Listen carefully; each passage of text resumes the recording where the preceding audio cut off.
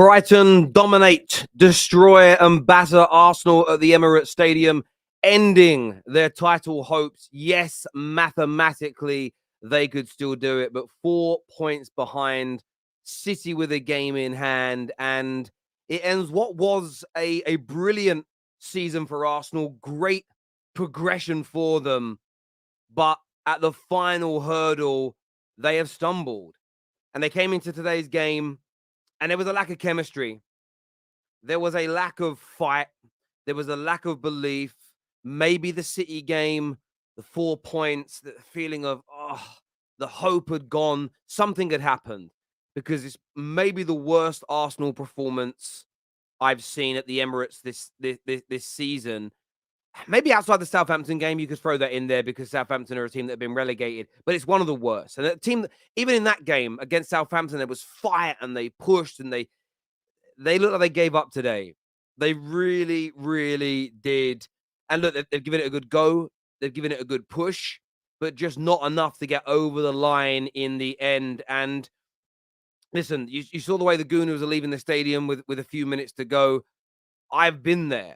I've done that as a United fan when you've been in a title race. You've done so well, but it falls away with the last couple of games. It's devastating. It's heartbreaking. Now, rivals are not going to care about that, but we are going to dissect today's game. We are going to look at where it's gone wrong this season.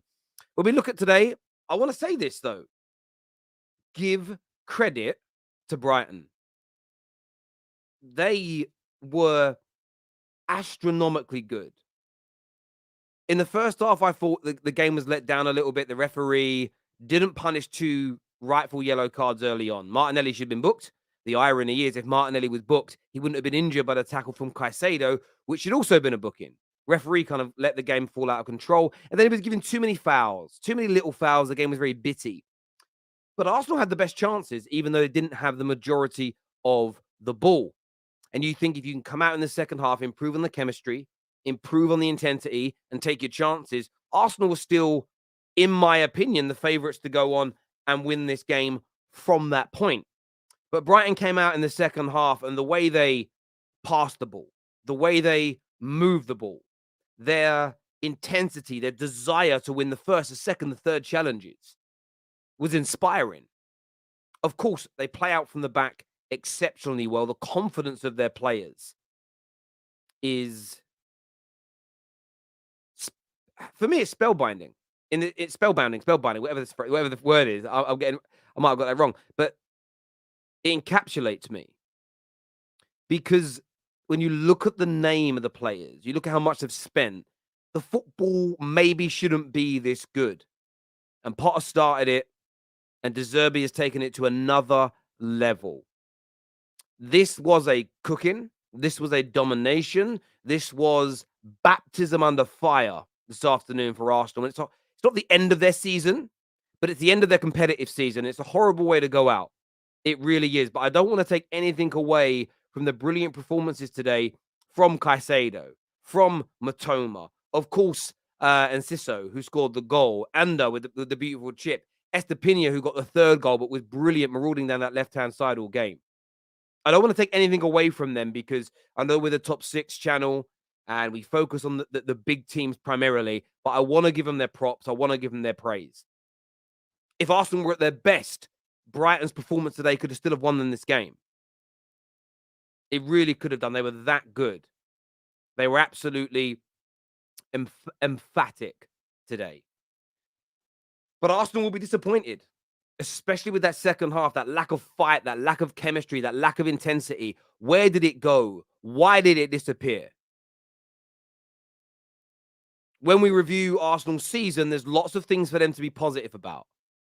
But there are definitely some things for them to focus on and to concentrate on and massively improve on next year. This last 4 or 5 games has been an abomination. Yes, City have won 11 on the bounce. Arsenal can do nothing about that other than keep winning themselves. And I know mathematically you could now say, well, maybe the draws against Southampton and West Ham and Liverpool didn't matter. Of course they did. Arsenal win those games as they should have done with an additional 6 points. It changes the psyche in the City dressing room. The same as we saw the mentality change today for Arsenal with City going 4 points clear. a matter of moments before the Arsenal game kicks off. There's a lot to unpack in terms of improvements next year for Arsenal, and a lot of it's recruitment, making the squad better. Because something turned that I noticed massively today. Zinchenko haters, where you at? Now, I said last week, maybe look at giving him a rest. He was getting cooked a little bit on that left back side, the left hand side. You've got to look at it. But there are too many Gooners that have been on some crazy, weird agenda towards him, as though he hasn't improved your team exponentially. Because when you ask Xhaka to sit back and try and dictate the play in midfield, he cannot do it.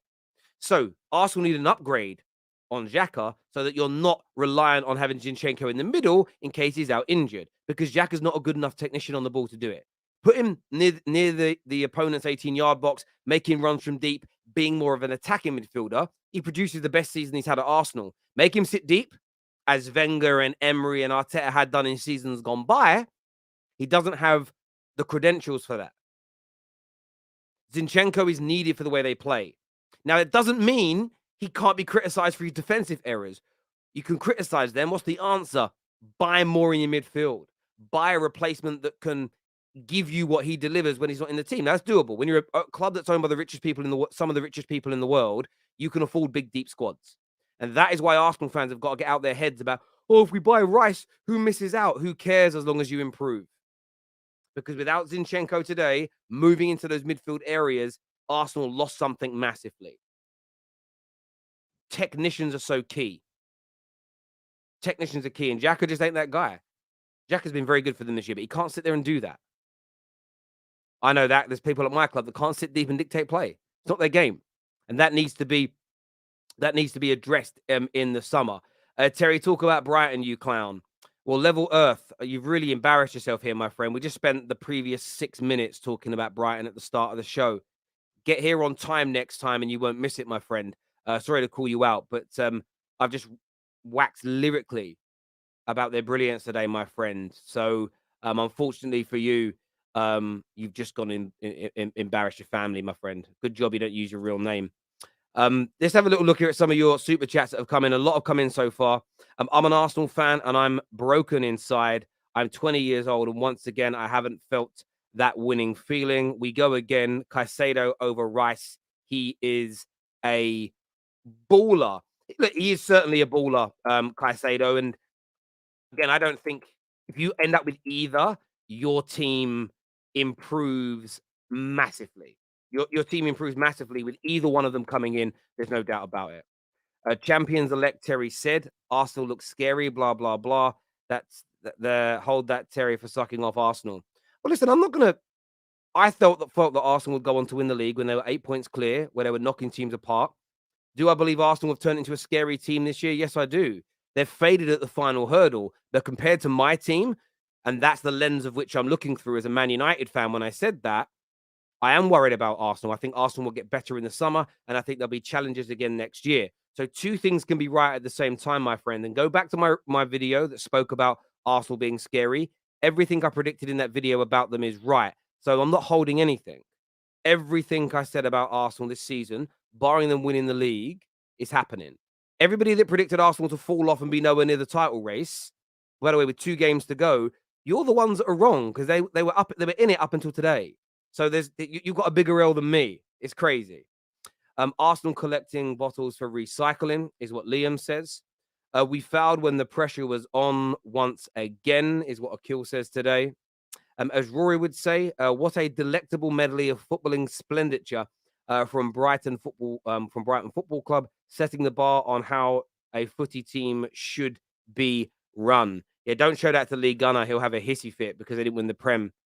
By his definition, they fouled this year.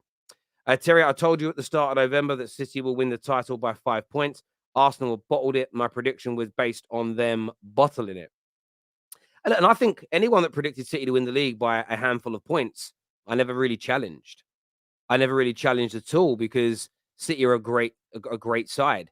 It was when people dismissed that Arsenal had got better that bothers me, because that late, and I'm not saying you, Bison, I know you didn't do this. I know you weren't nasty about Arsenal. You said you just think in the end they'll bottle it. You were right.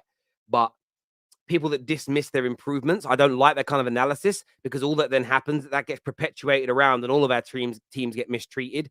And I'm just not someone that likes to continue that boring kind of analysis, Arsenal accomplished their goals of making the Premier League history this season. Biggest bottle jobs of a title. Brighton completely dominated Arsenal with a team a tenth of their salary. Arsenal are much improved, but you can't shake your DNA, is what C believes. It's interesting that Arsenal's DNA is now considered to be bottling when they're still one of the most successful clubs in England. So it's going to be very intriguing to see how they progress from this point moving forward, C. But thank you for the super chat, brother. Congratulations, Arsenal, on pretending to win the Premier League after the 19th game.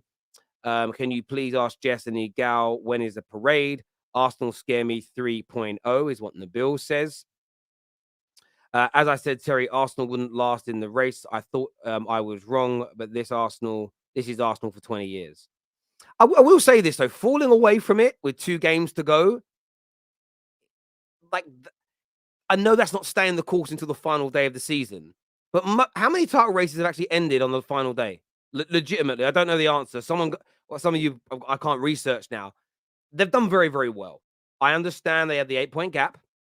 And that's a big thing, and that needs to be worked upon. Those games, Liverpool, West Ham, Southampton, that's the key focus, and that's what they need to improve on next year. But I also think they've got to weaponize this and own what's gone wrong. It's the only way you become better. You've got to own your mistakes. You've got to own the things that you've got wrong and learn from them. If you dismiss them as, no, we didn't fail, no, we didn't let up, no, we didn't make mistakes, you're not going to improve.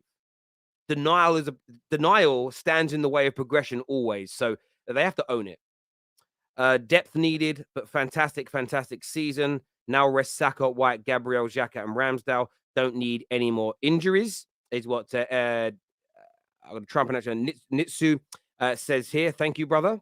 Japanese Salah. Yeah, Matoma was good today. I mean, he had Ben White on absolute toast today. Honestly, they deserve to win it over for me. Anyway, as I said, I was disappointed, but fair play to Brighton. Incredible. I'd have 4 or 5 of them. Yeah, they've got some serious players in their team. What would you do to drink these tears of Arsenal fans that they are so convinced the league was theirs too? And look, that's why they're going to hold their medicine. But you're allowed to. For me as a football fan creator, if all fans become conservative and don't celebrate or talk their team up until after they've won a trophy, do you know how boring content's going to be? That means no one's going to say anything. That means no one's going to say anything for 10 months. Come on now. That's the fun of it. Jess has been missing in action since they started bottling it. Arsenal Terrace in the mud. I'm going to give Arteta 1 more year. I think if I don't see silverware next year, then he has to go. I don't have time to wait for a phase. Top 4, not an ambition. This here from the boy says, even Liverpool won more trophies than Arsenal this season for the Community Shield. Banter aside, dropping 4 games consecutively is not good enough. Have to almost be perfect to beat City to win the Premier League. Arteta isn't as good as people say, by the way.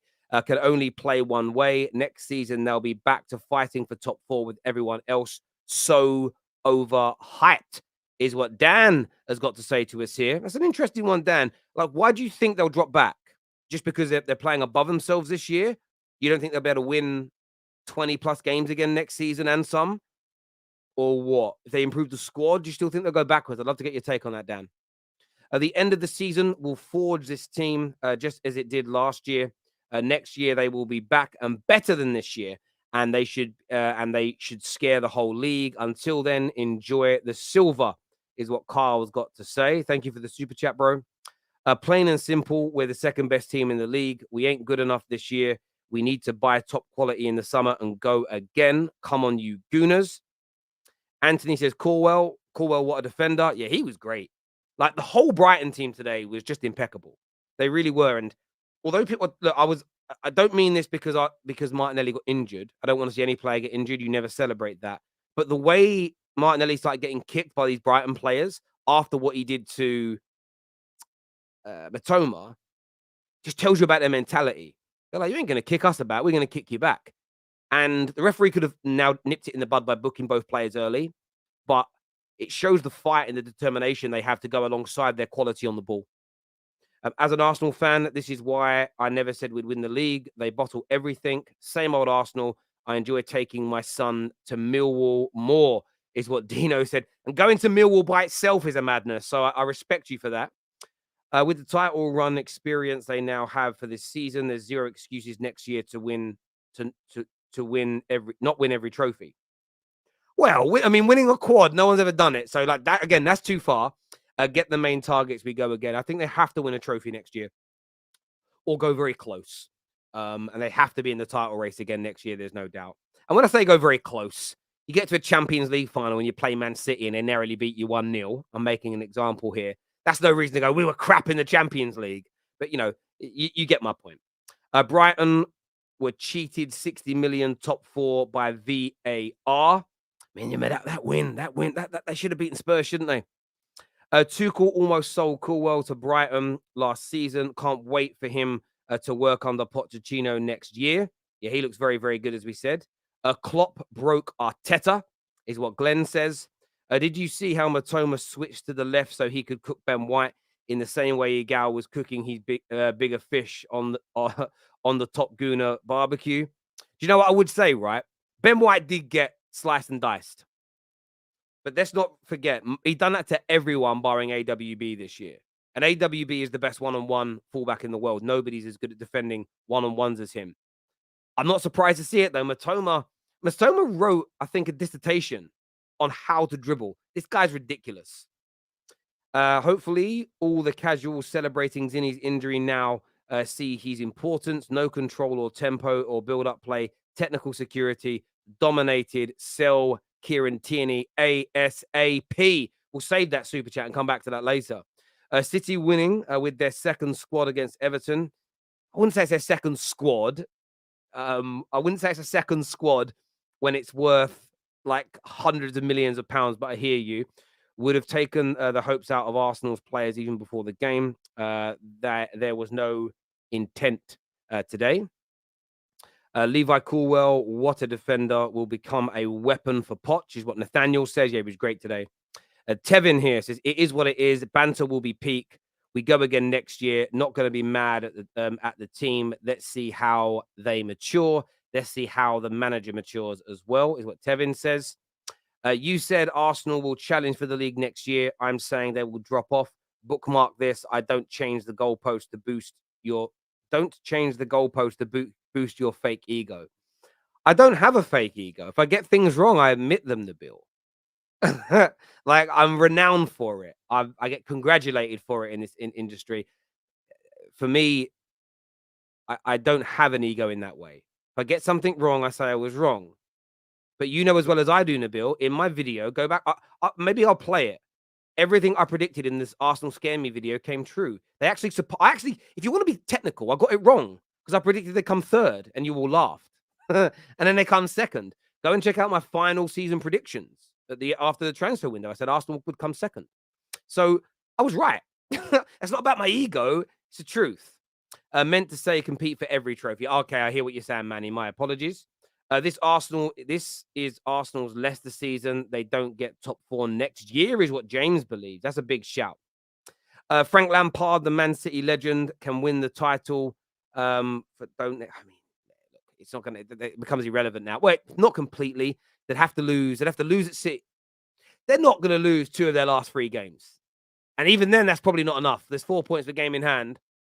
Yeah, they've got to lose all 3 basically, and maybe draw them or whatever. Yeah, it's not happening. Again, math versus probability.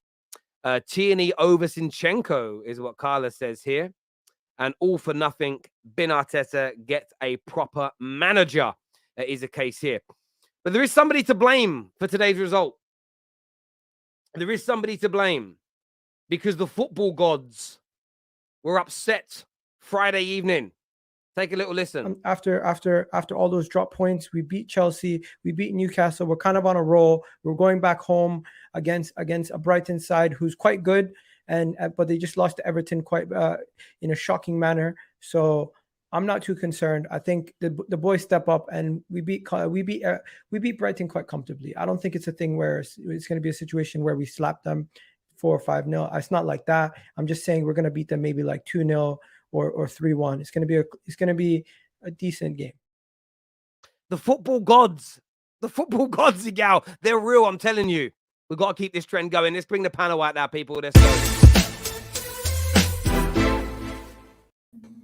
go. Welcome back, everybody, to the show. I want to go to Egal first. A game you were very confident about winning, my friend, but Arsenal just not at the races today. Bro, game done after the second goal, season done after the first goal. Really and truly, you see the players' performances. It was just sad to see. Martinelli's injured. Don't know the extent of the injury, but he looked like he was in a walking boot after the game. And let's be honest, it was the deflation started, in my opinion, from when we seen Man City's performance against Everton. As for me as a fan, I don't know about everybody else, but seeing the performance they put in against Everton, especially after they just played against Real Madrid midweek, kind of just makes you realize that these guys are not going to slip up at all. And it's like, season's done, pressure's off. You'd think these guys go and perform, but no. Brighton come and absolutely outclass us in that game. We had defensive mistakes. We had midfield. The midfield was extremely poor. We couldn't create much. And in the final third, whenever we did get a chance, it was a half chance, or we didn't take it as strongly as we could. You're pretty unfortunate to have injuries happen early in the game to make you change your players around. But it is what it is. Trossard is good enough to come on, and we couldn't. It didn't look like we're going to score. Halftime, you could tell that it wasn't going to be our game. And I was already giving congratulations to Man City before the game, but well and truly deserved after this game for them to be given the congratulations. The season's done. Everybody knows that. The league's done. The title's done. The game was done. And you know what? We just go again next season. We have to wash our hands of it. Say, you know what? We made some good strides. We pushed ourselves to the limit, but it is what it is. Yeah, you can be disappointed about it. You can be angry about it. You can feel whatever emotions you want as a fan, but hey, it is what it is. All we can do now is go again next season and try to learn from this, because we cannot continue to find situations where we're striving for something and we kind of come short at the end. Because last year was top 4, this year's the title race. What is going to be next year? The Champions League? Maybe. I wanted to ask you, in terms of today's game, no Tierney out there, no Zinchenko. How much did that impact your ability to build play from the defense and through the midfield and break those lines of Brighton? Terry, we can go and look at the Kieran Tierney thing and say that, of course, Zinchenko is much better at controlling games than Kieran Tierney, and that was a big blow. But the whole midfield was poor in the first place. So forget about Kieran Tierney alone. Jorginho, the reason why he's in the game is to help us control the game, and we didn't really have the ball at home much. I don't even know the stats, but it felt like Brighton had the ball more than we did in our own house. So forget about Kieran Tierney. We can look at that and say that's one of the reasons why we conceded so many goals. But it was also Ben White who was getting ripped by Matoma on the other end. We also had situations where the whole midfield, whenever we did have the ball, didn't look like they were making any progressive passes. So you can put that all down to Kieran Tierney playing. But I think there's much more than that. You don't lose 3-0 because one player is missing. Yeah, I didn't suggest that you lost 3-0 because he wasn't playing. I'm talking purely about your ability to build up play, maintain possession, and build up attacks. Your pass completion in the first 30 minutes of the game was nearly 20% lower than your average. And I'm asking, if not having a player of Zinchenko's ability, how big a factor is that? And is that an area that you need to strengthen in? I'm not suggesting that all the goals are because he wasn't in the team. Terry, when Brighton come to your house and nearly have 60% possession come the end of the game, that's everyone needs to wake up and look at themselves, not just one. That's what I meant. I wasn't saying, oh, it's not a miss. Of course, yeah. I'm asking, but Gal, we're trying to do a match review, and I want to review specific talking points of the game. So I'd like specificity around the Zinchenko situation, please. Zinchenko missing is a big blow, but at the end of the day, Kieran Tierney coming in is good enough to beat Brighton at home. The performance was weak from the whole team. What else do you need me to say, Terry? Zinchenko playing in this game, of course, it gives us more control. But what? Brighton, with the performance we put in, even with Zinchenko there, if we put in the same effort levels, we still get bossed. Fair enough. I'm just trying to ascertain your opinion, because it's a big talking point online now amongst Arsenal fans, and it would be wrong of us to not bring it up. And I think just simply stating, but other people made mistakes as well, is kind of a bit of whataboutism when we're just trying to speak about a particular person out there. Brandon, from your perspective as a Gooner today, what did you make of the performance from your boys, especially in that second half? Diabolical, Terry. It's as simple as that. This game here emphasises and exaggerates exactly how much work is still needed to be done. at Arsenal. I've said it for weeks. There's a mentality issue at this football club, within the players, definitely within the players, because we was 8 points clear, 9 games to go. We've still got 2 games remaining of the season. So in 7 games, there has been a 15-point swing. That is down to mentality for me. 8 points clear, 9 games to go. You should be winning the league, especially when you're playing one game a week. But on today's game, right, I just from the moment that the first whistle blew, you could just tell that. I don't know whether it's like Egal said, that Manchester City win kind of took the sting out of the players, and they kind of accepting the reality now that we're not going to win the league. But when you allow a team that has just been battered 5-0 at home to come to your place and control the game, control the possession. I mean, in the first half, they didn't really create anything from it. We probably had the better chances, and we should have finished them as well. But in the second half, we was absolutely outclassed, outplayed, outworked. What can you say? It was like the players had given up. Ben White getting absolutely schooled by Matoma. Kivior, I don't know what this guy's doing. He's gone down holding his ankle for the first goal. Defend your area first, bro. Lack of experience there for me. I'm not going to call him out too much because, again, he's a young player, lack of experience there. Zinchenko, let's talk about Zinchenko. I'll happily sit here as well and say that I was one who wanted Zinchenko removed from the Arsenal team because of his defensive deficiencies. I'm not going to sit here now and say that he wasn't a missed day, because of course he was. However, that doesn't for me allow this team to go out and lose 3-0 to Brighton. Do you know what I mean? Like, what we're saying, we're a one-man team now. Without Zinchenko, we simply can't win games. No, that's a load of crap.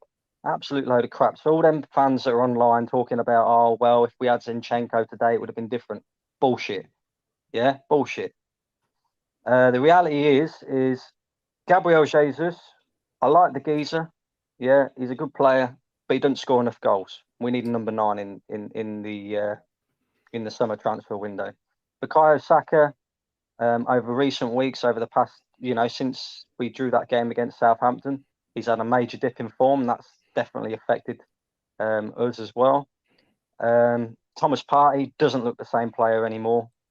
I just think, we need a midfielder anyway. I think we've definitely got to look at strengthening in that area. Centre back is another area. There's still so much work to be done at Arsenal. However, how do we fix the mentality issue, Tel? Because I said all the way back a few months ago, after we played Man City at the Emirates, and I come out and I said about the players being pussies and not having the right mentality and allowing Manchester City to come back and score 3 goals when we had control of the game. And the cracks were starting to show there. And then over recent weeks, obviously we've seen the drop in performances, the poor results in games that we was winning, that we should have gone on to win, and we've ended up dropping points in, which has cost us. So how do you fix that? We're talking about, do we need to bring in more experienced players? We've got experienced players there. Is it just a case of the players have got to learn from this season and then go again next season? Maybe, but I don't know. I don't know what the answer is, mate. Like, you got to bring in more quality players, definitely, 100%. No, I totally understand that. We haven't got to answer those questions direct on the show. As I said, this is more reacting to the game, areas that you want to see improve next year. In terms of some of the more super chats that have come through, because I don't want to ignore all of these. Neto here says, anyone with ball knowledge knows Arsenal bottled at the end. They are a problem. Everyone bantering just wants to feel the pain, and rightfully so. I dislike them, but put some respect on Liverpool. Why? For actually keeping up with them. Because they've kept up. Yeah. I mean, they have, and Liverpool did get respect. Liverpool being looked at as one of the best teams in the world for the past 5 years. They've had respect. The most overplayed and youngest 11 in the league with key injuries to their defense would struggle to close out the season. Do you think anyone think that's true? Is there been a lack of rotation from Arteta, and does that cost Arsenal in the end? Like, what's your view on that, Mo, as a neutral to this? No, I don't think so. They haven't played enough games. Like Man United played more. I think Man City played more. To be honest, like I'm just gonna make it short because I know it's the Arsenal guys want to get it out of their chest. Zinchenko, Kieran Tierney.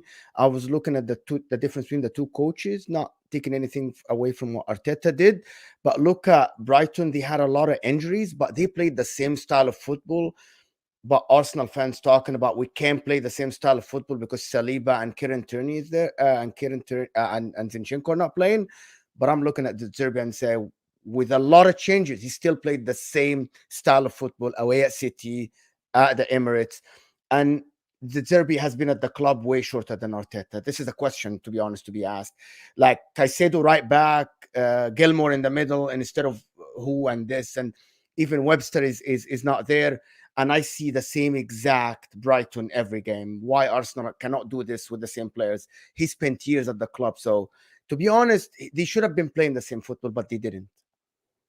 That's a fair point. What do you make of that, Sulz? Is this, there's some criticism have to go on to Arteta here for his inability to maintain the mentality of his team, and as Mo said there, the style of football as well. I think the whole club needs to be questioned. You've given 300k to Saka, and what's happened? Where is he? When's Starboy going to step up now? When's Martinelli now? You've given another 21-year-old 200k. And ever since, and neither one has stepped up. Martinelli then again has put himself about a bit more. But you've given two of the youngest players in this team, before they've actually achieved anything, one of the biggest contracts in world football. I expect them to step up and make it their game. I don't expect them to be bottlers as well. That's where I look at the club. Then I look at Arteta. Okay, Bukayo Saka's having a bad game, or he's had a bad period of football. You still play him. You keep playing him, and you keep playing him. What do you expect to happen? What do you really expect if you're going to play out-of-form players to pick up form? The man knows he ain't going to be dropped. He can score 5 on goals and play the next game. It doesn't matter what he does. He can do no wrong. Because if you drop Bukayo Saka, the fans are going to get a hissy fit. And that's the problem. These men need to earn their wages. They need to earn their wages as an Arsenal manager, as an Arsenal technical director. They should not be scared of what the fans think. If you think a player is not performing, you drop that player. You don't bring in the likes of Trossard in January to keep him on the bench. To do what? To play the last 5 minutes of games? Do you have that lack of trust in your recruitment? You decided not to go get Mikel and Mudryk because he was too expensive, and then you bought Leandro Trossard in to do what? Hold the bench? What was the point? You might as well spend an extra 5 million to bring Mudryk in to actually rotate these players out. And we might have actually still had a chance of winning the league. You look at the 2-0, didn't manage that properly against Liverpool. 2-0 against West Ham, didn't manage that properly. You go into the Southampton game, and you've been exposed 3 times this season in the same manner within the first 30 seconds. And we've done it again. In a crucial game, we concede again in the first 30 seconds. It's like, how many times are we going to see a repeated pattern before we question things? It's insanity right now. We're making the same mistakes game in, week out, regardless of who's to blame. All these players come out and they're going to do their stupid apology Instagram pictures. They're going to come out and tweet some bullshit apologizing to the fans whilst they embarrass us week in, week out. And the fans are no better either because they accept this shit. Do you know what people are going to say? Do you know what Arsenal fans are saying on Twitter right now? Incredible season. Proud of the boys. It's not. When you're proud of fucking bottling it. You can call Spurs fans out and they keep doing it week in, fucking week out. They make all these stupid TikToks, right, about Spurs bottling it. But then when we do the same exact thing, oh no, can't call our players bottlers. Oh no. Protect their feelings. They're young. We can't do that. We can't call them bottle jobs. What the fuck is wrong with this club? Do you know what I'm pointing at the fans, because the fans have every right to change what's going on. They need to put the pressure on to stop accepting plan Bs coming through the door. If you want Mudryk, you fucking go get me Mudryk. I don't want no Trossard. I get that. Can you do one favor? We keep the swearing down a little bit. Is that cool? Just from a YouTube point of view. Like, Egal, what do you make of this? What do you make of what Gooner Sulz just said there about being harder on these players? It's not a fantastic season. We need to put more pressure on them, more pressure on Arteta, like Mo said as well. What is your take on that, mate? I said this after we dropped points versus West Ham. We need to find solutions within. We can no longer excuse rotation, because look at Brighton. They went to Wolves, rotated their whole team, and were 5-0 up at halftime. What's stopping us from doing that? What's stopping us from having those type of performances and those kind of rotations in our squad? I am looking at Mikel Arteta, and I'm looking at the players. I'm not going to sit here and excuse them for the whole thing and say, oh, they've had a great season. Yes, we can do that. We can be the thing. But the reality is, at the business end of the season, once again, two things have cost us. One, we don't have an individual player who stepped up to win us these games, because that's the difference between Man City and us. Gundogan, they need a performance. He stepped up. Haaland, you need a performance. He stepped up. None of these guys stepped up to the plate. Number two, when the manager is against the coach and he needs to do something, what does Pep do? Pep finds a way. All these other managers, they find a way. Mikel Arteta, this is where a little bit of his inexperience at times shows. He doesn't find ways to change the game at times. He doesn't find ways to impact the game in-game to make changes. Are you blaming him, Egal? Sorry, are you blaming him? Unai Emery used to get criticized a lot for making changes in-game. But this game, halftime, you've seen the performance from the midfield, put in Partey. Even though Partey didn't deserve to start, and Jorginho was on merit, deserved to start, at halftime, you can clearly see things needed to be changed. Forget about Emil Smith-Rowe. Reece Nelson has been an impact off the bench the whole season. Maybe he should have came in at halftime. I'm just saying, Mikel Arteta, at times, I can see similar things to what other people do in when they're calling out young coaches. I see it in basketball with Joe Mazzulla and the Celtics. These guys are making mistakes that is costing the team week in, week out, and at what point is he going to continue to learn on this? I love Mikel Arteta. I love the players, but I am going to call them out. This is two things. One, we don't have no one that's a game changer to step up and say, I'm going to carry the team on the back today. And number two, Mikel Arteta, where's your changes? This is where you got your coaching badges, you got your respect. But today, what we needed was him to say, you know what? The game's not going well. Fix it up. Do you think he's going to learn fast enough? That's my question. Do you think he's going to learn fast enough, or everybody's going to pass you? Bro, this is my question. You want to know something? We'll talk about next year. But right now, these mistakes have been happening too often. That's the reality. I think these are excuses. Sorry for cutting you, but these are excuses. You can talk about something. But right now... No. I'm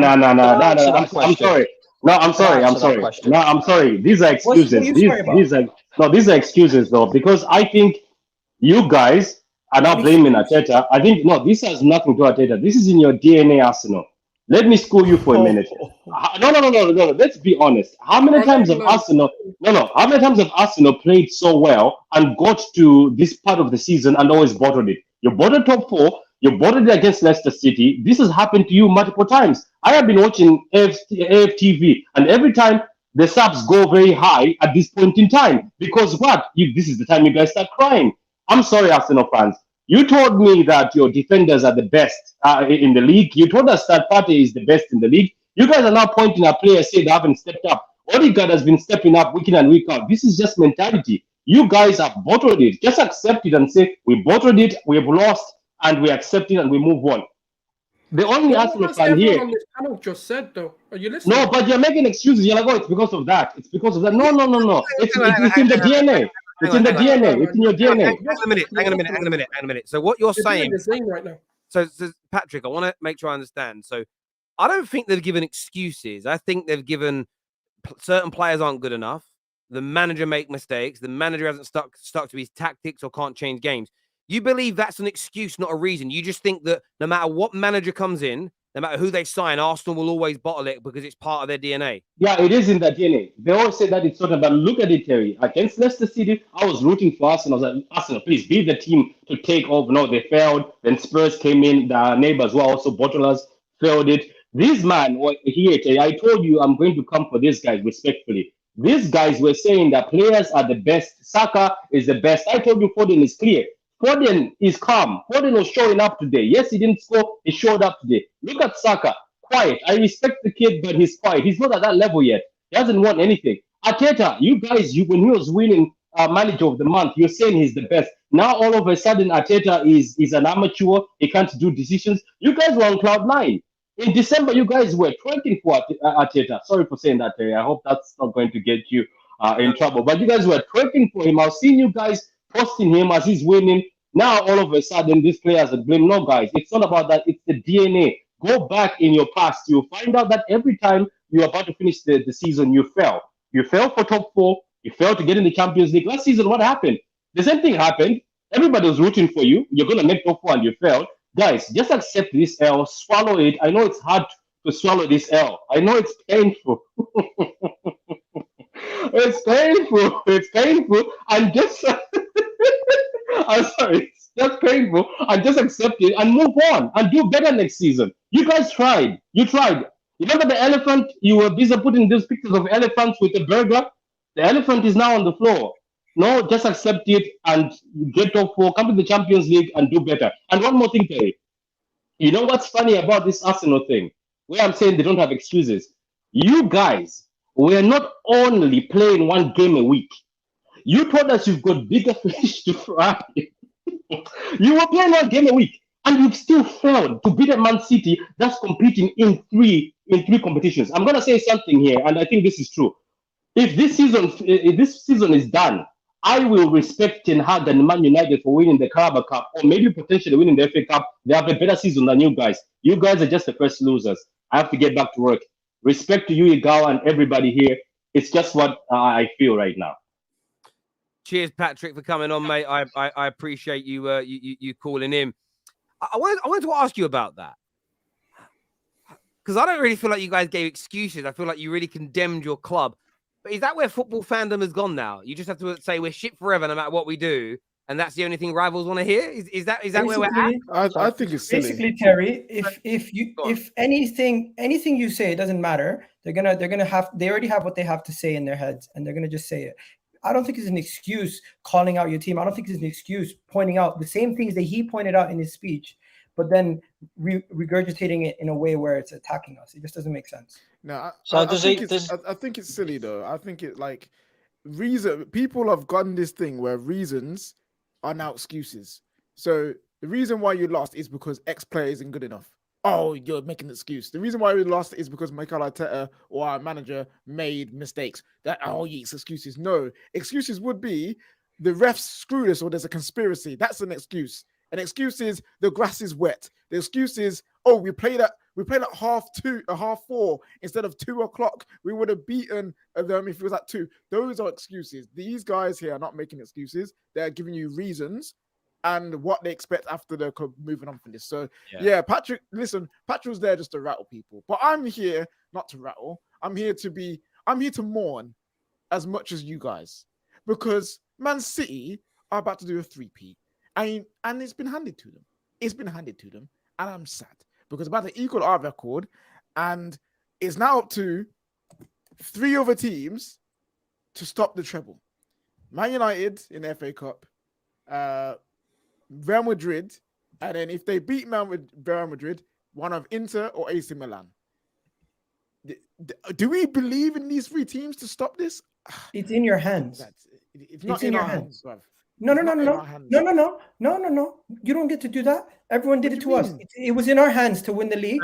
Hang on a minute. Hang on. You were 8 points clear. So you're saying you have one game. Hang on a minute. Let me ask you. Stop. Are you saying Man United are the favourites to beat Man City? No, I'm saying it's in your hands, Terry. That's 2 different things. No, but it's in your hands. No, it's the same thing. Yeah, okay, but who's the favourites to win that game? They are the favourites, but it's in your hands to stop them. Are you denying that? It works. The reason the league was in your hands. That is how it works, Terry. No, it isn't. If you were 8 points behind Man City, nobody would have said it's in your hands. Terry, the way it works is if you're able to stop your opponent from doing something, it's in your hands to stop them. No, people said to Arsenal it was in your hands because you were 8 points clear of a team they felt were still going to be better than you, but that 8 point gap gave you an advantage. The reason why it's in our hands. Let me finish talking. If you were level on points with City or behind City, nobody would have said it was in your hands. So if we're starting the game 0-0 against Man City. Look, guys, I don't want to get stuck on this. We've got 37 super chats to get through, and I want to respect the super chatters. This here, I'll come back to you in a second, Brandon. This here says Ben Scheidt turned inside out all day. Pompadour wrists. Ramsdale and Bukayo Saka going on walkies. What a glorious day. Best season for 20 years. 0 trophies is what Sean says here. Terry, can we all call phase 3 bottle jobs? Yes, sir, is what Shombe says. Come on here just to see Egal's tears is what Olu says. This here states Arsenal this was a must-win game and you got bummed is what Josh Smith says here. Love my guy, but man's football gods kicked our asses is what Tevin says here. Yeah, it goes on to say that genuinely tired of a gal representing Arsenal because of the football gods thing, not you as a person. He's having a joke there. Egal, please let me know where is the parade. Also, can you let me know what the percentage of Arsenal winning the league is? You still think Arsenal are in a process? Bro, what do you want from me? It's done. Leave me alone, Nabil. I'm still Arteta in, is what Yaka. I am too. Yeah. I can question him, but let's be honest. We're allowed to be angry. We're allowed to be upset. We're allowed to be disappointed. Say whatever you want to say. Get it out of your system. But the reality is we go again next season. This thing is annoying, but it is what it is. Gary owns Terry Neville says, you said after 29 games, when are Arsenal going to crumble? Them crumble. Please predict they will win the league next season to make sure they don't.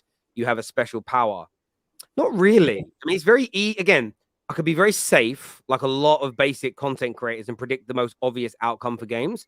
But I'll give you an example. Me and Jess were talking about this morning. Say somebody predicts, say Inter Milan play Real Madrid, play City in the final, and somebody predicts a 2-1, a 2-1 victory to Inter Milan, right? And it ends up being 2-1 to City. That's a closer prediction than somebody predicting City were going to win 5-0. Just because you got the result right doesn't mean your prediction is any closer. And I said, I thought Arsenal, when they got 8 points clear, I thought they'd go on to do it. I didn't see them, by the way. And someone sent me the stat through a minute ago. And no one did, because otherwise people would have predicted it directly. They've got 9 points from the last 21. Nobody at the beginning of that Liverpool game said, in the next 7 games, you're only going to pick up 8-9 points. Nobody saw this level of drop-off coming. They said they'd crumble, but no one predicted 9 points from 21. So again, I own that I got that wrong as a prediction. I always do. But you're acting like predicting Arsenal to be in the title race and then narrowly missing out at the end of the season was like a really crazy prediction. It's like if I'd have predicted Brighton to win the league, then you could say that was a madness, Terry. But 2 games away from being right. I mean, come on. I don't take it as an L. As in an embarrassing one anyway. Arsenal have cemented their reputations as bottlers and non-Premier League winners. This is a huge blow to their future plans, as ambitious players will not want to join. Does anyone on the panel believe that this will stop Arsenal from signing players in the summer? No, but I will say this. It's built a reputation to current young fans that we are these guys that always capitulate at the end of the season. And that is a fact. I don't deny that. But guess what? Just like Man City needed the Aguero moment to push through, and every other team needs a moment where they show that they can win. We need that moment. Until we show that we can actually win a major honor, this team is going to continue to be considered guys that capitulate in the business end. Wait. The only thing. Wait. Sorry, Brad. I'm so sorry. Why can't you just say the word bottlers, Egal? Because you avoided it. You was like, oh, we'll always be known as the guys that capitulate. Just say the word bottlers. It's less words. There's nothing wrong with that. I can say the word if you want me to say the word. That's all that makes you laugh. Yeah, I'm just saying. You can say it then. Based on that City fans' logic, if bottling is in Arsenal's DNA, so would Man City's be in the Champions League. Every club is a bottle job then. Look, we know he's bantering. That's the thing. Don't take it as like, ha, it's funny. But we know he doesn't mean, because City's DNA until they got money was they were a yo-yo team that got relegated, but they changed because the way they were run and better managers and better players. Like, you can change your outcome. It's all about hard work. He didn't outright say it, but do people genuinely think more money equals little to no fatigue? You see, it is a good bit on Twitter makes absolutely no sense. What do you mean? Sorry, what's he saying there? I'm a big. Again, I think if you have a bigger squad with more quality and you rotate right, your team can become less fatigued. There's no doubt about it. But remember, a lot of fatigue comes from mentality. If you start thinking you're tired, you become. One of the mistakes Ten Hag made this season was the day he started moaning about injuries and our problems. I didn't care that Arsenal fans got upset he mentioned them. It was the fact he was putting it into the minds of that dressing room that we're getting tired and we're getting injured. Should never have said that. When you start talking like that, the only teams that ever talk like that are the teams that don't win. All the teams that are winning, they love it. So mentality leads to fatigue as well. This here says, we lost to Liba and the team became weak. City will be winning every season until there is a team with a full of talent squad like them. I mean, Liverpool won it, so it can be done. But yeah, look, they're a brilliant team. Just like when Man United dominated England, just like when Liverpool dominated it, it's going to take a brilliant team. But remember, all our clubs have the ability to spend like they spend because we've all got billionaire owners that can invest. Go for it, Bran. Yeah, I just wanted to go back to that other super chat where somebody said about because we've bottled it this year, players with ambition won't want to join Arsenal. We get told all the time, Champions League football, you attract the best players. We've got Champions League football, so I'm expecting this football club to go out and buy the best fucking players in the summer, right? And if that doesn't happen, there are no excuses anymore. If that don't happen, that is on the board. That is on Mikel Arteta. That is on Edu. That is on Vinay. There are no more excuses for Arsenal, right? Just because we haven't won the league this season, and it's a disappointment, I expect them to go out next season and compete in every single trophy.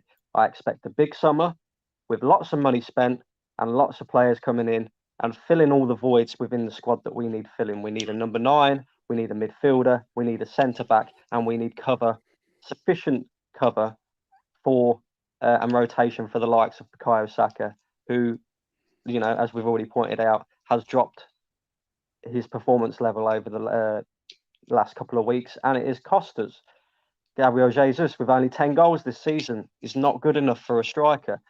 So now, in my mind, I'm happy to give Mikel Arteta one more season, but that is all he's getting. One more season, you have to win me a major trophy next season and compete in every single competition. None of this going out the League Cup early, going out the FA Cup early. Oh, it doesn't matter about that competition. I want to see us make some proper strides in progress next season. If that doesn't happen, get rid. You know what? I'm not going that far. I'm not saying get rid or anything like that at this moment in time. I still have a lot of hope that they'll improve a lot next season and push on. I think this was a much needed step towards success. I'm not saying I wanted them to lose in order for us to go win it next season, but you don't always go and win your first title race. Let's be honest. Liverpool didn't. Arsenal probably is not. Arsenal was not going to do that. Let's be honest. Everyone knew the deficiencies, and similar to how fans were telling us, "Oh, you should be excited. You're in a title race. You're in a title race. Saying you're a title race." At the beginning of the season, we all said why we weren't going to be able to get over the line. And then as things got closer and closer, I started to believe. And everything that we were questioning at the beginning of the season, which was our squad depth and all these other things that we were questioning, came to fruition. To end everything up and wrap it all up, this experience from this season is going to push us on next season to hopefully get to that next stage. And if it doesn't, that's when. Let me ask you a question. Let me ask you a question. You can call this a failure. Okay, yeah, but then see, this is the question there, because what you just spoke there was very nice, but it was generic. What is the next stage? You've narrowly missed out on a Premier League this year. You have to go win the league. Yeah. So if you don't go to that next stage, what's the accountability? If you don't win the league next season and you don't push on and you don't see massive improvements based off this season, then you can look back at this season and say it's a failure. And then you can have questions about individuals and look at their jobs. But the reality is the progression that we made this season, all it does is now heap more pressure on us next season to, 1, compete for the league again and try to win it. And 2, compete in all competitions, including the Champions League. I hear you on that. Nabil here says, realistically, Arsenal is a level above than Spurs in bottling things. Egal, you ain't winning the Champions League. It's not in your club's DNA. It may take 2 or 3 decades, is what Nabil says here. In the future, I guess. Yeah, James King says, don't want to see this Arsenal team mentioned in the same sentence as the Liverpool and City teams of the last 5 years again, is what James Knight says. Well, until they win, no, they can't be. Fair enough. Zinchenko and Saliba are our most important players in build-up with no worries. KT can defend. Zinny I think it means single-handedly controls tempo. Terry, you need to cook Lee. Well, look, it's not about cooking Lee. Lee has some different. Listen, Lee will be sitting there saying, like everyone's telling me in the comments, Lee was right about something. Lee said 3 weeks ago they were winning the league. So everyone gets things right and wrong, but we'll see. Stop all this City squad depth nonsense. They have the third smallest squad in Europe with 16 players if you don't count under 21-year-old kids. Dishonesty. See, no one is talking about the size of your squad per se. We're talking about the quality. We're talking about the quality is deep. And yes, some of your kids are brilliant, by the way. So you do have a deep squad of high quality, and that is something to be proud of. That is praising you. And I was saying to Jess earlier, if you say that City will win the treble because they've got a really deep, good squad, that seems to offend people. But it's praising you. You've built a squad where if KDB goes out and Gundogan comes in, that's not a drop-off. At Man United, if we lose Casemiro, McTominay has to play in his position. If we lose Lissandro, we have to move a left back into centre back who's never played there until this season because we've got Maguire and he's not good enough. So that again, that's not you're only doing it because you're doing it because you've done something brilliant. It's a praising of your football club, not an insult. I don't get if someone turned around to me and went, "Oh, United are only top of the league because they've got the best squad in the league." I don't see how that's an insult. Like it's a weird one. Trigger Merchant, TG Egal needs to accept Arsenal bottled it. And this season and last, that's the truth. Let's be honest. That is the truth. Egal just said that. I don't get this super chat. Like, what is going on? Guys, that super chat came in like 25 minutes ago. Yeah. That's why I tried to get them. Yeah.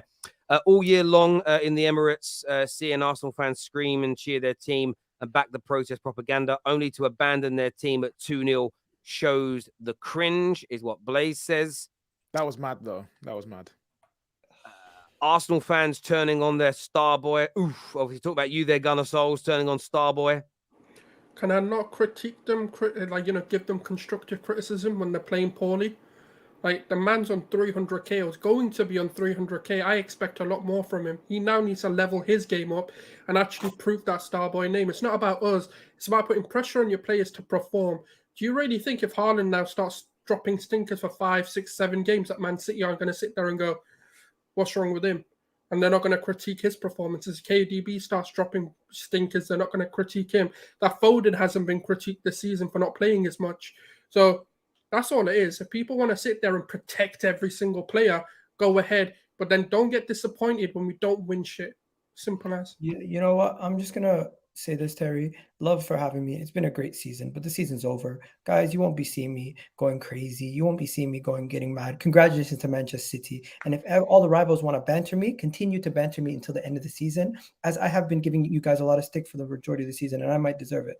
But yo, bro, I got to go. Love. Cheers, Egal. I appreciate it. Chelsea and Liverpool won a league title and Champions League with Pep in the Prem. Let's not say it's impossible because it isn't. It isn't impossible. And this is the thing for me. Why have Liverpool won less than City? They didn't invest enough money. It becomes about the right structure, the right manager, as structure is in behind the scenes, manager, and spend. Do those 3 things, you'll compete with them. That's why when I hear people celebrating a lack of spending at their club and go, oh, but we're spending less money than City. Why is that good? Why is that good? It's weird to me. The board has been a step behind Arteta's projects. Last January, he didn't get a striker, bottle top 4. This January, he didn't get his top targets, lost the title. Would you say that's fair, gents? Would you, Mo, we haven't really heard much from you today. Would you say that's fair? Say that the board has been a step behind us. No, come on. You got Jorginho in January. You got Trossard, one of the best wingers in the league. Kivior, I think Arteta wanted him. Maybe people can correct me. You got a center back, a midfielder, and a winger. I don't think so. This January, you guys got a player in every line. So I don't think so. I think it's just maybe Arteta didn't work with the bench well.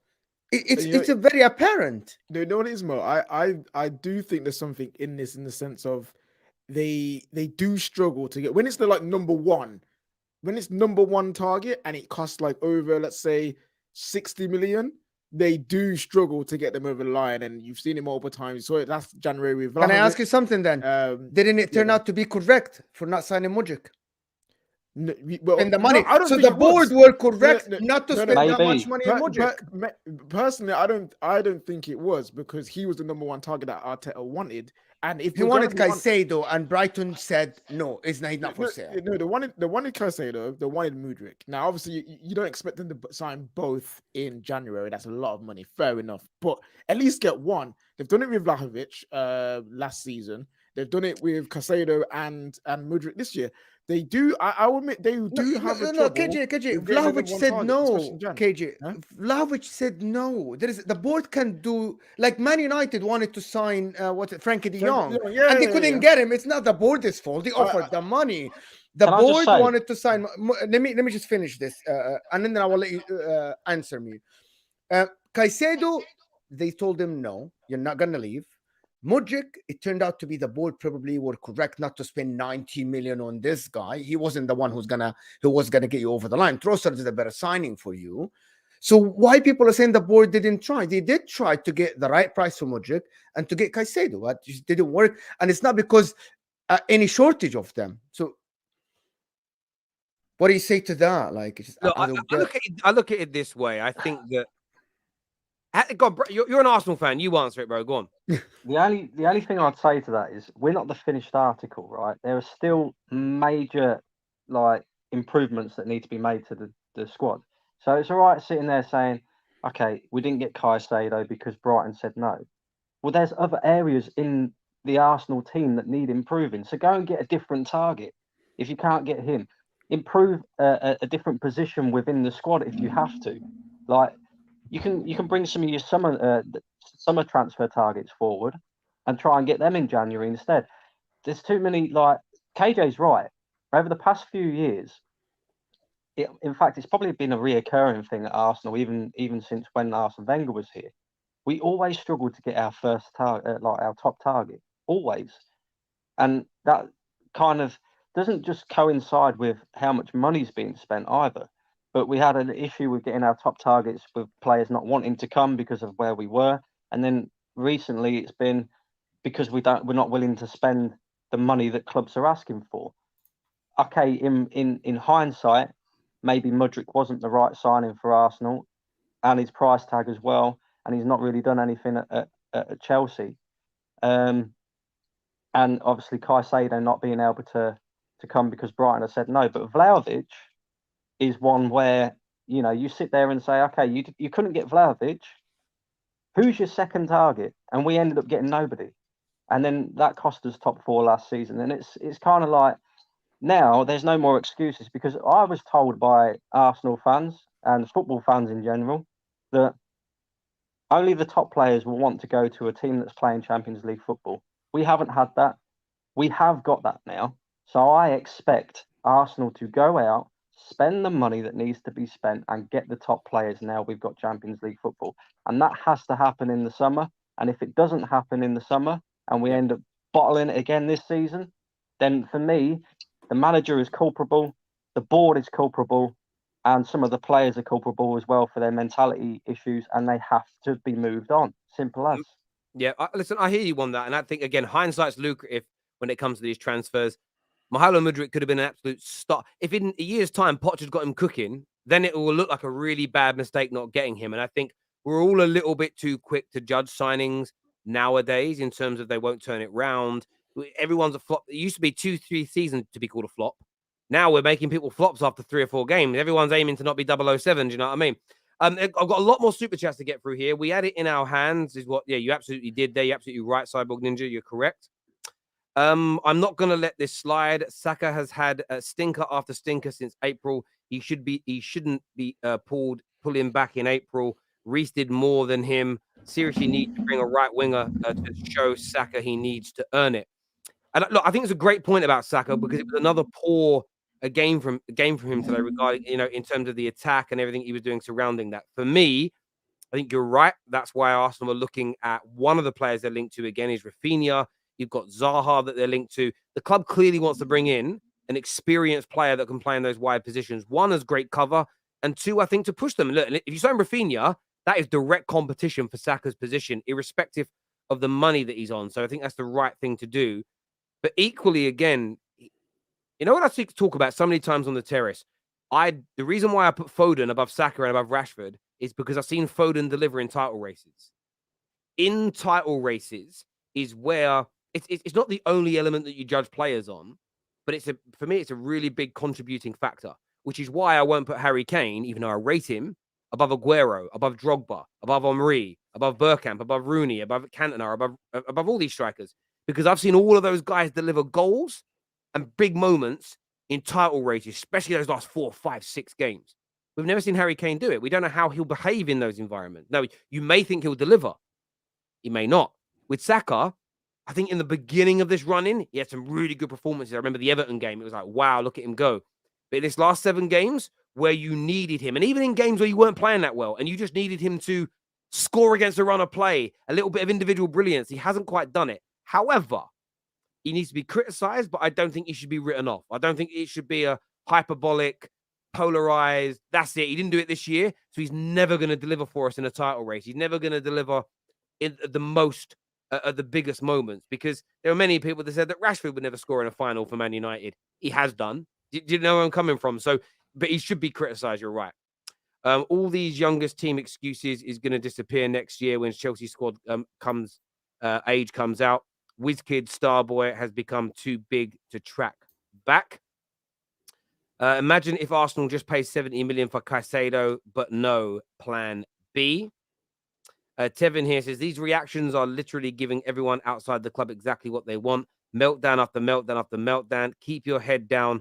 All I see is cuss everyone with no real solutions. And you know what, Tevin? Some people, I don't think anyone's done that on the terrace, to be fair. Personally, I feel like there's criticism, but with this is what we need to do to fix it. I think every Arsenal fan, unless I'm wrong, on the show, Brandon, even Sulz, he's very angry at the moment. He still spoke about what needs to be done to improve things. And I think those two things can exist. Again, Tevin, though, if somebody doesn't like Arteta and doesn't think he's ever going to get you over the line, and by the way, they've got 2 seasons running of proof in their minds that he'll never get you over the line, it's a worthwhile criticism. However, you're right. There does need to be a solution provided too. Terry, Arsenal season reminds me of Rodgers with Liverpool. If Arsenal is failing at the end of the season without Champions League, imagine playing Champions League and Premier League at full pelt. This was the only chance, I'm afraid. Monsieur, long time since we've seen you, Monsieur. I hope you're well. I hope you're doing good, brother. It's been a while since you've super chatted or been on one of our streams. I appreciate it. What do you all make of that? I want to throw this to Mo. Do you feel like Arsenal, if they buy right in the summer, will go again next year in the league and progress further in cup competitions? Or do you think the pressure now of having to challenge because they've done it already, coupled with needing to go further in the cups, could it be too much for this squad and for Arteta? What's your opinion as things stand right now? No, with the right 11 players this year, we saw no signs of him bottling or losing or slowing down. So maybe if he gets the right players in the squad, the players that will fit his system, probably they're going to go again next year. Winning the league maybe is going to be too much for them, because I don't think they can compete with Man City. This was a chance that was in their hands, but I think they still can be near the top with the right recruitment, because they already have the right structure. It looks like the club is in the right path. Is Arteta the right man to take them forward? In the beginning of the season, yes, he showed signs that he has a good system, he has the right mentality, and they capitulated at the end of the season, maybe because they don't have the players that he wants. But some great coaches work with multiple players, different type of players. It looks like Arteta is not that guy, so he needs a good recruitment. So, but I see him next year with the right recruitment going on again in all competitions, but they will need about 5 players, in my opinion. Go on, Bran. Yeah, I think that's a difficult question to answer, to be honest, because when you look at Arsenal's start this season, I think you was the one who said it, Terry. We're like the 3rd best in Premier League history in terms of like winning points that we picked up. We was top of the league for 95% of the season. We're going to have to replicate that again next season and win the games when it matters as well in order to, beat Manchester City to the title. So can we do that with extra players? Whereas I'm not so sure the quality of players is the issue. I think it's the mentality that has let us down. You know, when you think about it, I think Gary Neville said this in one of his podcasts as well. You go back to the Liverpool game, we didn't have a drop in form because we was winning the game 2-0. It was the mentality that let us down. It was the same at West Ham as well, playing some great football, 2-0 up, and then the mentality let us down. Southampton is a bit more of a different story because we obviously went 2 goals down in that game and had to come back. But I don't think it is difficult to answer. And I don't think it's difficult to answer because you're 4 points behind them right now. And that might go to 7 if they win their game in hand. But and I don't think it's someone in the comments said I don't think 2 or 3 good signings helps. I don't think 2 or 3 good signings helps either. 2 or 3 top class to world class signings changes your team dramatically. The younger players a year older. And yes, you've got to go again. For me, the biggest question is, can they handle the pressure of having to do it again versus having the ability? We know they've got the ability to win that many games because they've proven they can do it. But pressure and the mindset that creates is the big question. But if you say you sign Rafinha, you sign Declan Rice and Caicedo, and you sign another really good centre-back. I'm just, it doesn't need to be that. Plus all your squad's a year older, you clear out a bit of dead wood. Do I think you could win, based on where you are now, an extra 4 or 5 points by this time next season? Yeah, I don't see why. I have that same logic with Man United. With the right core being signed in the summer, could we improve by 10, 15 points next season? Absolutely. So I think Arsenal can. The biggest question, and we don't know the answers, it's whether or not, and that's maybe where it comes down to challenging the manager's position. Can they create the culture, structure, and mentality within the squad to handle the pressure of having to do it? Because we know they can deliver the points because they're pretty much there now, but doing it under pressure is a very different situation. The only other thing that I'd say as well is this season, we've shared the goals around the team very well. Like Odegaard's come up with 15 goals. Saka, I think he scored 12 or 13. Martinelli as well. Gabriel Jesus with 10 goals. You got to try and replicate that again next season. Can them same players step up and score similar to maybe even more goals than what they have done this season? It's a great. I think it's a mentality thing. No, I totally agree. This is my favorite comment of the day. It says Terry and his nonsense about new signings, that they will yield results. Why do clubs sign new players? The idea is to better their results or maintain their results at the top.